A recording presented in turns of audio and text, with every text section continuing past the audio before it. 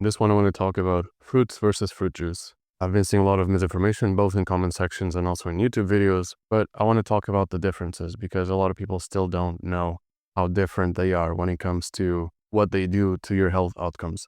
So I want to talk about this meta-analysis, which is of 3 prospective cohort studies. And again, is it observational? Yes, but it has to be a diet because we cannot do mechanistic data on humans because that's illegal. So we do it on rats. When people talk about mechanistic data, that's always mechanistic speculation because the real mechanistic studies are done on rats, not humans.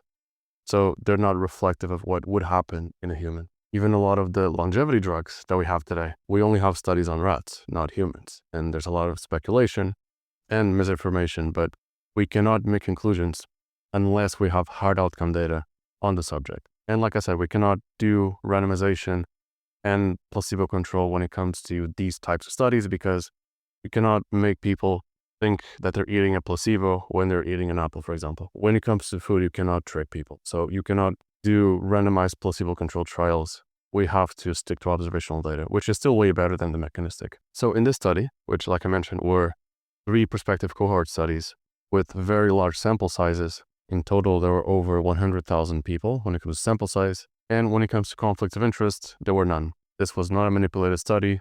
Are there studies that are manipulated? Yes, but this is not one of them. There were no conflicts of interest stated. The conclusion was, and they had, decades of research, a massive sample size, and basically, higher consumption of whole fruits was correlated with a lower risk of type 2 diabetes, while a higher consumption of fruit juice was correlated with the higher risk of developing type 2 diabetes. Here's one of the graphs in the studies. So basically, by replacing fruit juice with fruits, this is a decrease in risk of developing type 2 diabetes that we see each time. And blueberries, as you can see, had the lowest risk, around 33% lower risk of developing type 2 diabetes if you replace fruit juice with blueberries. And in general, consuming fruit juice increases diabetes risk, and consuming whole fruits decreases diabetes risk. We see the same pattern whenever we're comparing refined carbs with whole carbs.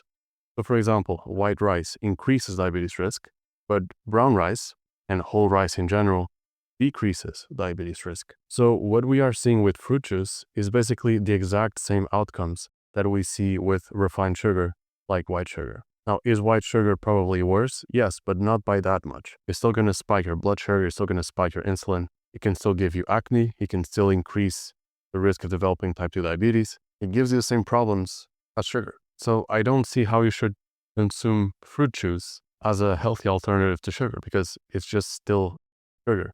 The same thing with honey.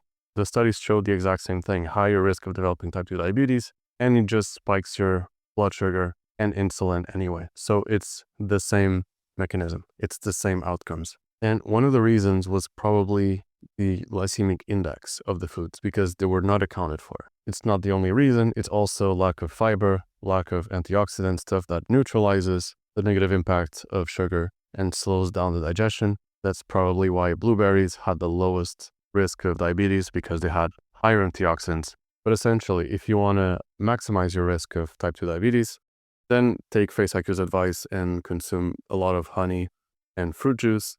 But if you want to minimize the risk of developing type 2 diabetes, then eat whole fruits, but skip on the honey and fruit juice. And this is not a hate video.